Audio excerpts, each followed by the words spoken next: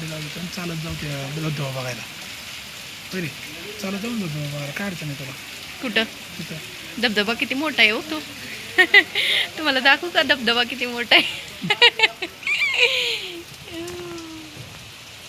धबधबा दिसतंय का तुम्हाला कुठं?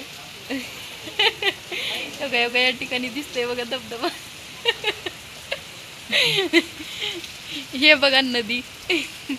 माझ्या नवऱ्यानं मला नदी दाखवायला आणला. नदीत पाणी किती आहे बघ की. नदी आहा किती मोठी नदी आहे.